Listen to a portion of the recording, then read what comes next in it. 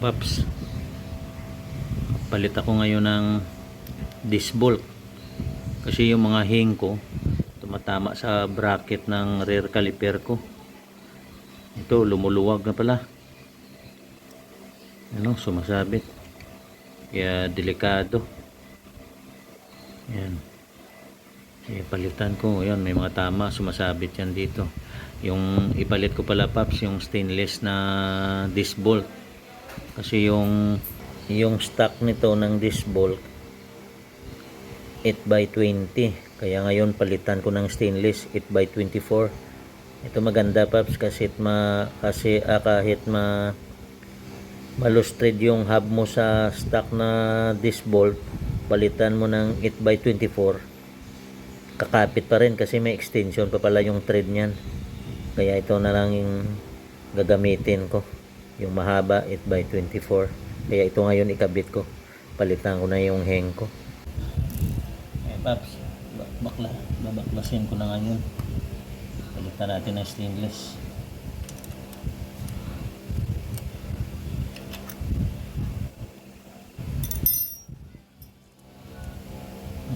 Tingnan nyo mga paps, 8x20 tsaka 8x24.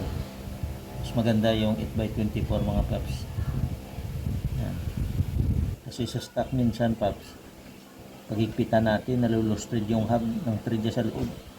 Kaya itong ginagamit ko ngayon, yung 8x24, kahit malustred siya, itong ipalit ko, kakapit pa rin para magamit pa rin natin yung hub natin. Kaya habang nagkalas tayo ng isa mga paps, palitan natin agad ng isang disc bolt na stainless.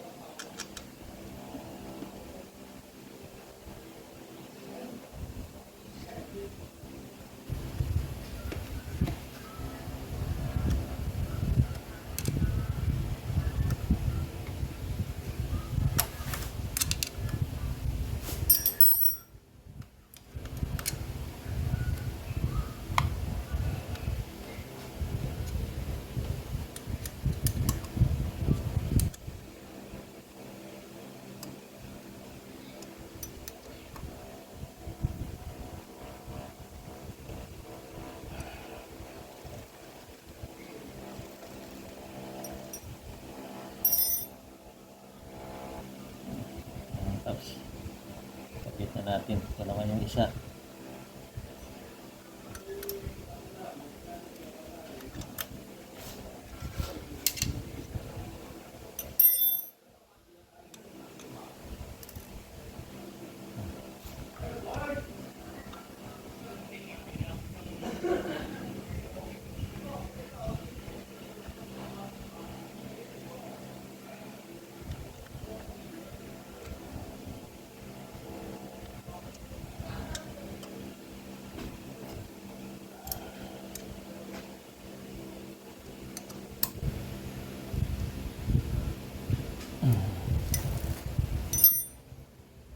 Mga paps,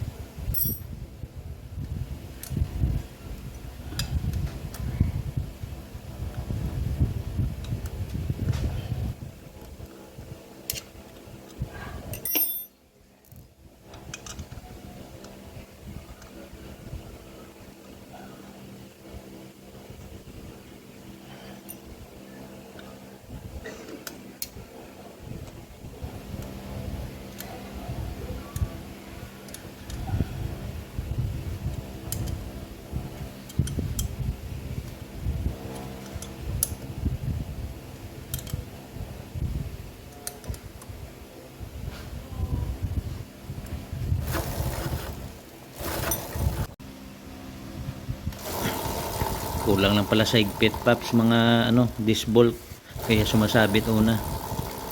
Ito ayos na yung ikot, kanina sumabit, kulang pala sa higpit. Okay na. Maraming salamat.